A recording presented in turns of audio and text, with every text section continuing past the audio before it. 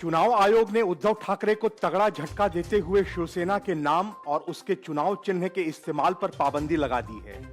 एकनाथ शिंदे भी शिवसेना के नाम और उसके चुनाव चिन्ह धनुष और बाण का इस्तेमाल नहीं कर सकेंगे। चुनाव आयोग की यह बंदिश तब तक लागू रहेगी जब तक इस पर आयोग का अंतिम फैसला नहीं आ जाता। मतलब यह कि फिलहाल उद्धव ठाकरे और एकनाथ शिंदे को अलग अलग नाम और चुनाव चिन्ह के सहारे चुनाव लड़ना होगा।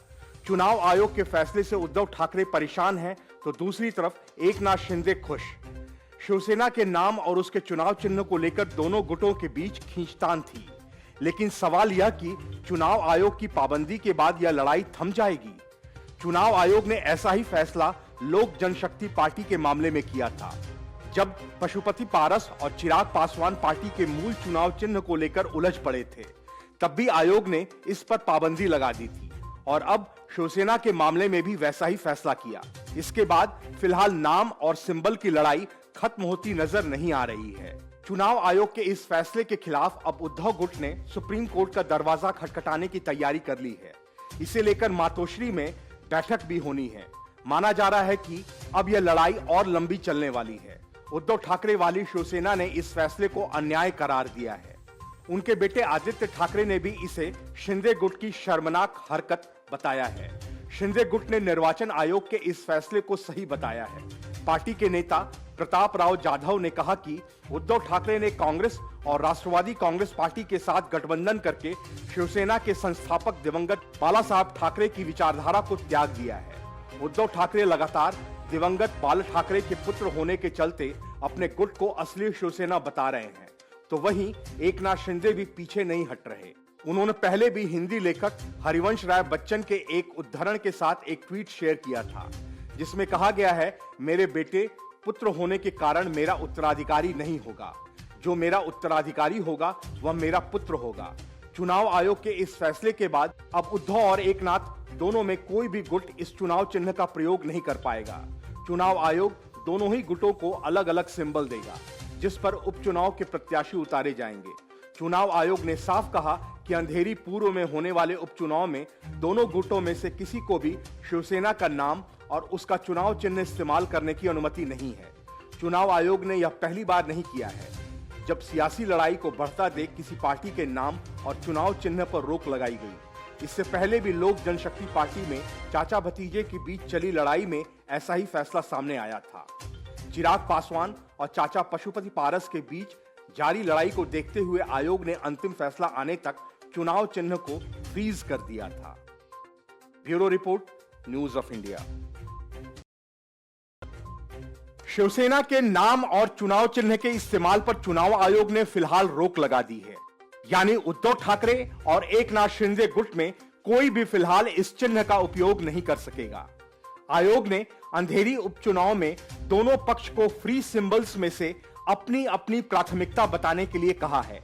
आयोग ने दोनों गुटों को इतनी छूट दी हुई है कि वे चाहे तो अपने नए नाम के साथ सेना शब्द का इस्तेमाल कर सकते हैं। चुनाव आयोग के इस फैसले पर एनसीपी प्रमुख शरद पवार ने कहा कि मुझे इस फैसले से बिल्कुल भी आश्चर्य नहीं है।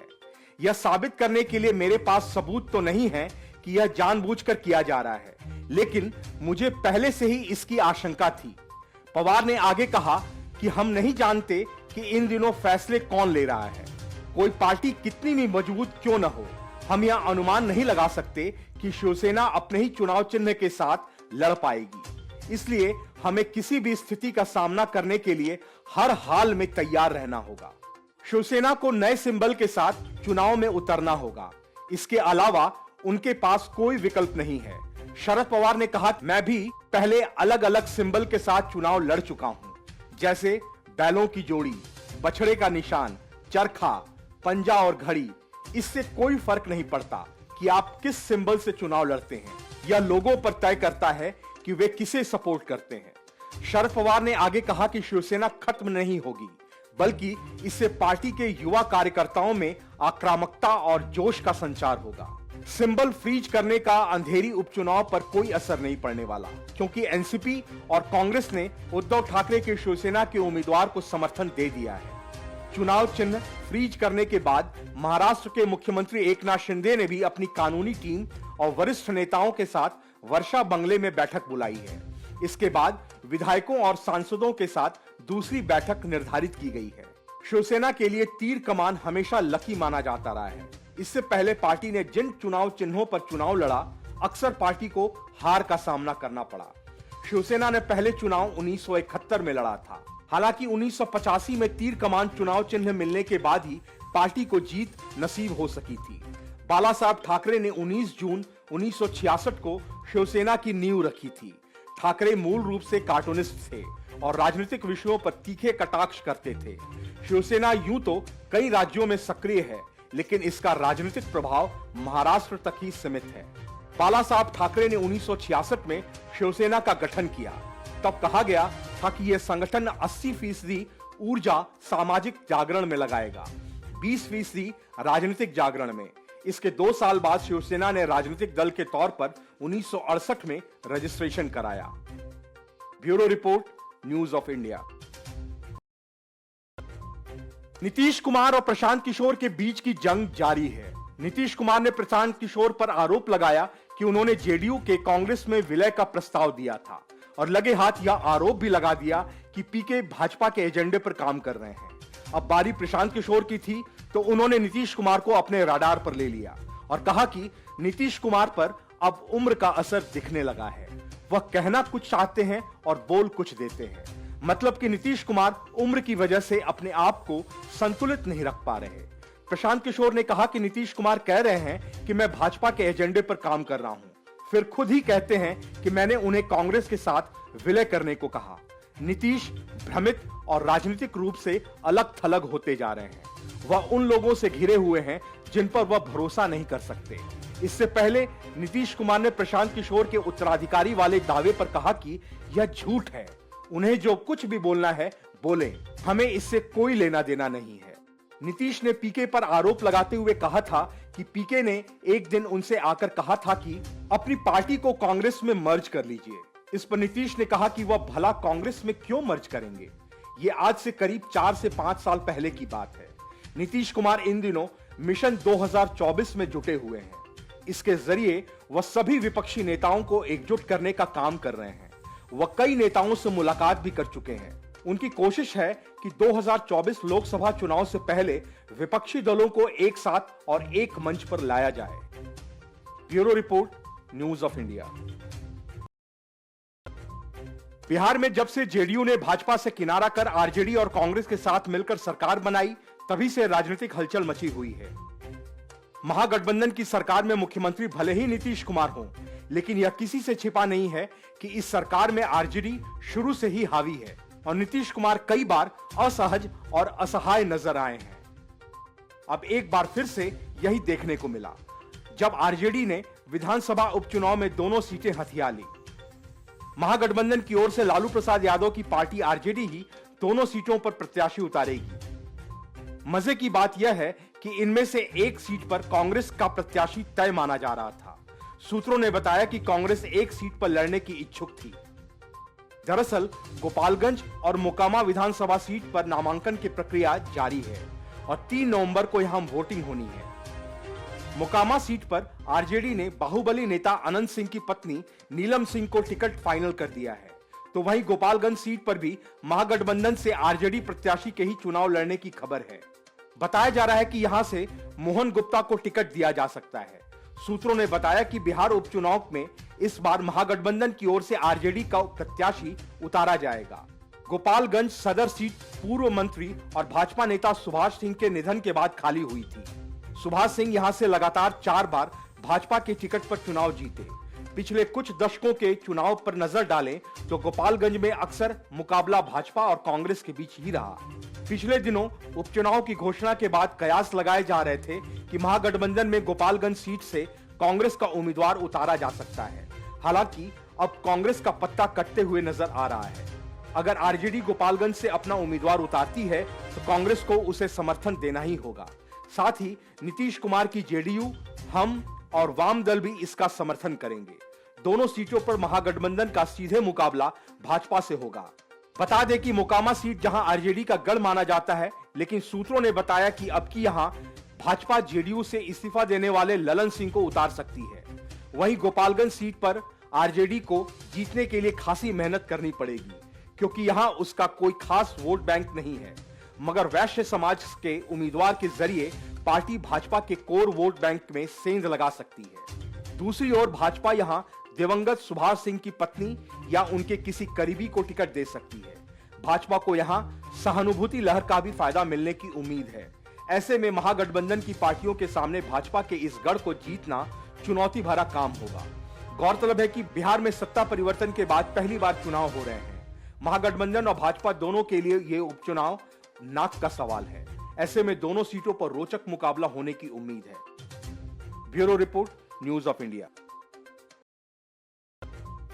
चुनाव आयोग ने शिवसेना के नाम और उसके चुनाव चिन्ह के इस्तेमाल पर भले ही रोक लगा दी, लेकिन उद्धव ठाकरे चुनाव आयोग की कार्रवाई के बाद भी शिवसेना के आधिकारिक ट्विटर हैंडल का इस्तेमाल कर रहे हैं। मतलब साफ है कि शिवसेना के नाम का इस्तेमाल उद्धव ठाकरे अब तक कर रहे हैं, जो सीधे सीधे चुनाव आयोग के आदेश का उल्लंघन है। शिवसेना का आधिकारिक ट्विटर हैंडल फिलहाल उद्धव गुट ही प्रयोग कर रहा है और इस पर लगभग 8 से 14 लाख फॉलोअर्स हैं। इस हैंडल की प्रोफाइल फोटो में भी अभी भी तीर कमान का चित्र बना हुआ है और कवर पर उद्धव ठाकरे की फोटो लगी हुई है। 6 अक्टूबर 2022 को इस हैंडल से बाकायदा ट्वीट भी किया गया, जिसमें किसी पर इशारा करते हुए आज के 50 हाथों वाला रावण बताया गया है।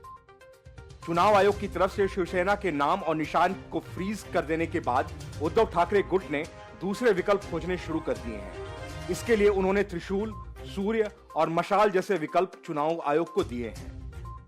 बताया जा रहा है कि यह गुट आने वाले अंधेरी उपचुनाव में ठाकरे गुट या असली शिवसेना नाम से मैदान में उतारा जा सकता है। अगली रणनीति बनाने के लिए ठाकरे गुट ने एक मीटिंग बुलाई है। ठाकरे गुट अब शिवसेना बाला साहब ठाकरे दूसरे विकल्प के तौर पर शिवसेना उद्धव बाला साहब ठाकरे और तीसरे विकल्प के तौर पर शिवसेना प्रबोधन ठाकरे नाम से चुनावी मैदान में उतर सकता है। चुनाव आयोग ने एकनाथ शिंदे गुट से भी अपने समूह के 3 नाम और 3 ही चुनाव चिन्ह देने के लिए कहा है। चुनाव आयोग अब दोनों गुटों के अलग अलग नाम देते हुए उन्हें अलग अलग चुनाव चिन्ह बांटेगा। इसके लिए चुनाव आयोग ने दोनों को मौजूद विकल्पों की लिस्ट भी सौंपी है। शिवसेना को तीर कमान का सिंबल अक्टूबर 1989 में मिला था। इससे पहले शिवसेना रेल इंजन, नारियल पेड़, कप प्लेट, ढाल तलवार और मशाल जैसे निशानों पर चुनाव लड़ चुकी है। Bureau report, news of India. Bihar की राजनीति में मचे सियासी हंगामे का शोर अब दिल्ली तक सुनाई पड़ रहा है। दिल्ली में आरजेडी की राष्ट्रीय कार्यकारिणी की बैठक चल रही है और देश भर से आरजेडी के नेताओं का मजमा लगा हुआ है। लेकिन इस बैठक में उस वक्त हंगामा मच गया जब बेहद गुस्से में तमतमाए हुए आरजेडी सुप्रीमो लालू प्रसाद के बड़े बेटे और बिहार के वन एवं पर्यावरण मंत्री तेज प्रताप यादव कार्यकारिणी की मीटिंग छोड़ बाहर निकल गए। उन्होंने आरोप लगाया कि उन्हें और उनकी बहन को गंदी गालियां दी गई। तेज प्रताप यादव अपनी ही पार्टी के नेता श्याम रजक पर आरोप लगाया कि उन्होंने उन्हें और उनकी बहन को भद्दी भद्दी गालियां दी। राष्ट्रीय कार्यकारिणी की बैठक छोड़कर निकले तेज प्रताप यादव ने एक प्रेस कॉन्फ्रेंस भी की और ये आरोप लगाए। उन्होंने कहा कि उनके पास इसका ऑडियो भी है, जिसे वो अपने पेज से वायरल कर पूरे प्रदेश की जनता को सुनाएंगे। बैठक छोड़कर बीच से निकले तेज प्रताप से जब इसकी वजह पूछी गई, तब उन्होंने कहा कि गाली सुनने के लिए बैठक में क्यों रहेंगे। तेज प्रताप ने कहा कि श्याम रजक ने उनके पीए को भी गाली दी।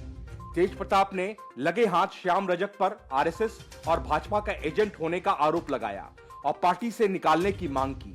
उन्होंने कहा कि जब श्री रजक से बैठक की टाइमिंग के बारे में पूछा गया तो उन्होंने अपने जवाब में गालियां दी। वहीं अब सोशल मीडिया पर एक ऑडियो वायरल हो रहा है जिसमें गाली गलौज किया जा रहा है। यह ऑडियो श्याम रजक का बताया जा रहा है। ऑडियो में कहा जा रहा है कि मंत्री बन गया तो पीए से बात करवाता है। इस दौरान गाली गलौज, अभद्र शब्दों का प्रयोग किया गया है। गौरतलब है कि दिल्ली में राजद का 2 दिवसीय बैठक हो रहा है। पहले दिन 9 अक्टूबर को राष्ट्रीय कार्यकारिणी की बैठक हुई। लालू प्रसाद यादव के अलावा शरद यादव, तेजस्वी यादव, तेज प्रताप यादव, रामचंद्र पूर्वे, अब्दुल बारी सिद्दीकी, श्याम रजक समेत पार्टी के कई नेता मंच पर बैठे। तेज प्रताप यादव और श्याम रजक मंच पर एक साथ बैठे थे, लेकिन इस बैठक के दौरान भारी बवाल हो गया। मीटिंग शुरू होने के थोड़ी देर बाद ही लालू यादव के बड़े बेटे तेज प्रताप गुस्से में लाल होकर मीटिंग छोड़कर निकल गए। बाहर निकलते ही ऐलान कर दिया कि उसने बहन की गाली दी है। साथ ही उन्होंने कहा कि श्याम रजक आरएसएस का एजेंट है। तेज प्रताप ने कहा कि एक एक को हैसियत बता देंगे।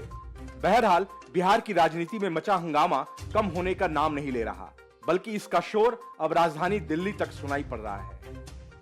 Bureau report, news of India.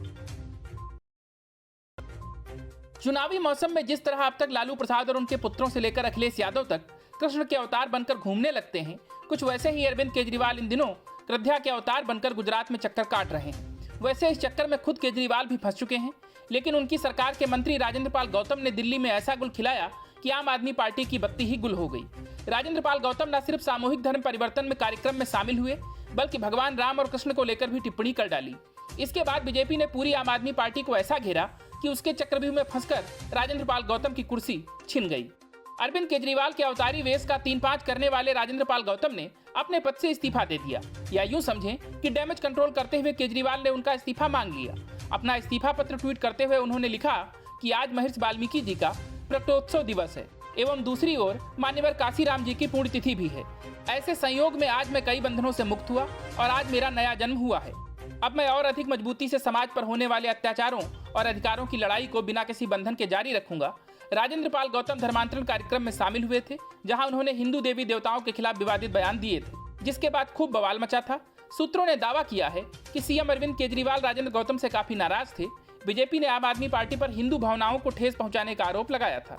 BJP ने केजरीवाल को अल्टीमेटम देते हुए कहा था कि सभी धर्मों का सम्मान करने का दावा करने वाले केजरीवाल 24 घंटे के भीतर गौतम को बर्खास्त करें।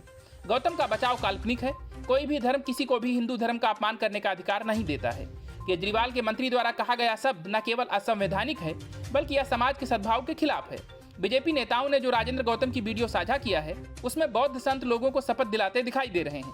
शपथ के समय राजेंद्र पाल गौतम मंच पर ही मौजूद दिखाई दे रहे हैं। शपथ में कहा जा रहा है कि मैं ब्रह्मा विष्णु महेश को कभी ईश्वर नहीं मानूंगा और ना ही उनकी पूजा करूंगा। मैं राम और कृष्ण को ईश्वर नहीं मानूंगा और ना ही उनकी कभी पूजा करूंगा। मैं गौरी गणपति आदि हिंदू धर्म के किसी भी देवी देवताओं को नहीं मानूंगा और उनकी ना ही पूजा करूंगा। Bureau report, news of India. India is Indira, Indira is India, यानी भारत इंदिरा है और इंदिरा ही भारत है। 80 के दशक में यह नारा कांग्रेस के पूर्व अध्यक्ष देवकांत बरुआ ने दिया था, लेकिन अब इस नारे को नया रूप मिला है। देश के सबसे बड़े सियासी राज्य उत्तर प्रदेश में कांग्रेस के नए अध्यक्ष बने बृजलाल खाबरी ने राहुल गांधी की तारीफों के कसीदे गढ़ते हुए कहा कि राहुल का मतलब भारत और भारत का मतलब राहुल। चाटुकारिता की हद तक पहुंच चुके कांग्रेस के नए प्रदेशाध्यक्ष ने साफ दिखा दिया कि प्रदेश में वो कांग्रेस की स्थिति भले ही न बदल पाए, लेकिन अध्यक्ष बनने की पहली शर्त यानी गांधी परिवार की प्रशंसा में लिप्त रबर स्टाम्प उन्होंने पूरी कर दी है। दरअसल अहम सियासी राज्य उत्तर प्रदेश में कांग्रेस की हालत किसी से छिपी नहीं है। लोकसभा से लेकर विधानसभा तक कांग्रेस की उपस्थिति यहां लगभग नगण्य है और इस स्थिति को बदलने के लिए कांग्रेस ने एक दलित को प्रदेश अध्यक्ष बनाया है। लेकिन बृजलाल खाबरी ने पदभार ग्रहण करते ही वही शुरू कर दिया जो कि हर कांग्रेसी लंबे समय से करता आ रहा है, गांधी परिवार की तारीफ में कसीदे गढ़ना। बृजलाल खाबरी ने राहुल गांधी की तारीफ करते हुए कहा कि राहुल का मतलब भारत और भारत का मतलब राहुल। राहुल देश और संविधान को बचाने के व्यापक मिशन पर निकले हैं। उनकी यह टिप्पणी कांग्रेस के पूर्व अध्यक्ष देवकांत बरुआ के प्रसिद्ध नारे India is Indira, Indira is India की याद दिलाती है, जिसका इस्तेमाल प्रतिद्वंदी दल अक्सर कांग्रेस पार्टी और गांधी परिवार की आलोचना करने के लिए करते हैं। वहीं बृजलाल खाबरी पार्टी की भारत जोड़ो यात्रा को मिली प्रतिक्रिया से उत्साहित हैं। मजे की बात यह भी है कि खाबरी ने कहा कि कांग्रेस 2024 के आम चुनाव में उत्तर प्रदेश की सभी 80 लोकसभा सीटों पर जीत हासिल करने का लक्ष्य बना रही है। बता दें कि पिछले लोकसभा चुनाव में कांग्रेस को महज एक सीट मिली थी और सोनिया गांधी ही रायबरेली से जीत पाई थी। उनके अलावा राहुल गांधी तक को अमेठी से हार मिली थी। लेकिन खाबरी की माने तो कांग्रेस एक सीट से 80 सीट तक का सफर तय करेगी। वहीं उन्होंने कहा कि आज राहुल जी देश को बचाने के लिए कमर कस चुके हैं और लाखों लोग उनके साथ चल रहे हैं। मैं कह सकता हूं कि राहुल का मतलब भारत और भारत का मतलब राहुल है। खाबरी ने इस सवाल को टाल दिया कि भारत जोड़ो यात्रा उत्तर प्रदेश जैसे राजनीतिक रूप से महत्वपूर्ण राज्य में सिर्फ एक जिले बुलंदशहर से क्यों गुजरने वाली है। राहुल गांधी की बात को दोहराते हुए उन्होंने कहा कि भारत एक जिला नहीं है और न ही एक राज्य है, यह राज्यों का एक संघ है। राहुल गांधी 13 राज्यों में पद यात्रा कर रहे हैं और उन्होंने एक बड़ा लक्ष्य तय कर रखा है। भाजपा की नजरें कांग्रेस के गढ़ रायबरेली पर टिकी होने के सवाल पर उन्होंने कहा कि भाजपा कितनी भी कोशिश कर ले, उसके प्रत्याशियों को रायबरेली और अमेठी में अपनी जमानत बचाने में मुश्किल होगी। हम वर्ष 2024 के आम चुनाव में उत्तर प्रदेश की सभी 80 लोकसभा सीटें जीतने का लक्ष्य बना रहे हैं। वहीं राहुल गांधी को हाल ही में पाकिस्तान में भारत जोड़ो यात्रा करने का सुझाव देने वाले प्रदेश भाजपा अध्यक्ष भूपेंद्र सिंह चौधरी पर पलटवार करते हुए खाबरी ने कहा कि भाजपा हमेशा हिंदू मुस्लिम में विभाजन पैदा करने के लिए ऐसे बयान देती है। जैसे ही भारत को बांटने की भाजपा की साजिश का पर्दाफाश हुआ, राहुल गांधी ने भारत को एकजुट करने का काम शुरू किया। जालौन लोकसभा क्षेत्र से बहुजन समाज पार्टी के सांसद रह चुके खाबरी ने मायावती के नेतृत्व वाली पार्टी की आलोचना करते हुए कहा कि उसे भाजपा की बी टीम बताने वाले लोग सही थे। Bureau report, news of India.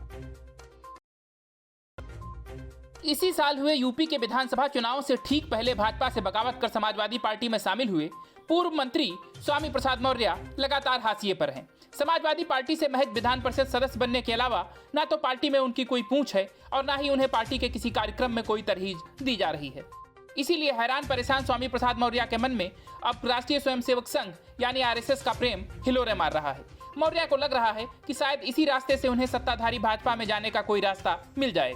Maurya ने संघ प्रमुख मोहन भागवत के वर्ण और जात की अवधारणाओं को पूरी तरह से त्यागने के हाल के बयान की सराहना की है। गौरतलब है कि मोहन भागवत ने नागपुर में एक पुस्तक के विमोचन कार्यक्रम में कहा था कि वर्ण और जात जैसी अवधारणाओं को पूरी तरह से त्याग दिया जाना चाहिए, क्योंकि अब इनकी कोई प्रासंगिकता नहीं है। संघ प्रमुख ने यह भी कहा था कि अपने पूर्वजों द्वारा की गई गलतियों को स्वीकार करने और उनके लिए माफी मांगने में कोई संकोच नहीं करना चाहिए। उनके इस बयान का स्वामी प्रसाद मौर्य सहित राष्ट्रवादी कांग्रेस पार्टी शरद पवार ने भी स्वागत किया था। वहीं मोहन भागवत ने साथ ही कहा था कि दलितों से सिर्फ माफी मांगने से काम नहीं चलेगा, उनके प्रति व्यवहार में ही अंतर दिखना चाहिए। वहीं शरद पूर्णिमा के मौके पर बौद्ध तीर्थ स्थली शंखिसा पहुंचे मौर्य ने एक सभा में आरएसएस प्रमुख को चुनौती देते हुए यह भी कहा है कि अगर मोहन भागवत में साहस है तो वो प्रधानमंत्री नरेंद्र मोदी और देश के विभिन्न राज्यों के मुख्यमंत्रियों से कहकर जातिवाद का जहर घोलने वाली पुस्तक मनुस्मृति पर प्रतिबंध लगवाएं। बता दें कि स्वामी प्रसाद मौर्य मनुस्मृति के मुखर आलोचक रहे हैं। हालांकि मनुस्मृति ही वो किताब है जिसमें सबसे पहले महिलाओं के अधिकारों के बारे में बात की गई थी। वहीं बौद्ध धर्म पर बात करते हुए मौर्य ने कहा कि भगवान बुद्ध विश्व के प्रथम धर्म गुरु हैं, जिन्होंने शंखिसा में अवतरण लिया था। उनके विचार दुनिया के कोने कोने में फैल गए हैं। आज भी अमेरिका और रूस में खुदाई में बुद्ध के अवशेष मिलते हैं। अयोध्या में 3 बार की खुदाई में बुद्ध के अवशेष मिले तो केंद्र सरकार ने खुदाई रुकवा दी थी। कभी बहुजन समाज पार्टी के भी वरिष्ठ नेता रहे मौर्य ने बौद्ध धर्म की व्यापकता की चर्चा करते हुए कहा कि दुनिया के 50 देशों में बौद्ध धर्म के अनुयायी हैं। बुद्ध का धर्म अजर अमर है, उनका ज्ञान जिंदा है। बुद्ध के कारवां में दिन ब दिन भीड़ बढ़ती जा रही है। अब किसी की हिम्मत नहीं कि वो बुद्ध के कारवां को रोक सके। Bureau report, news of India.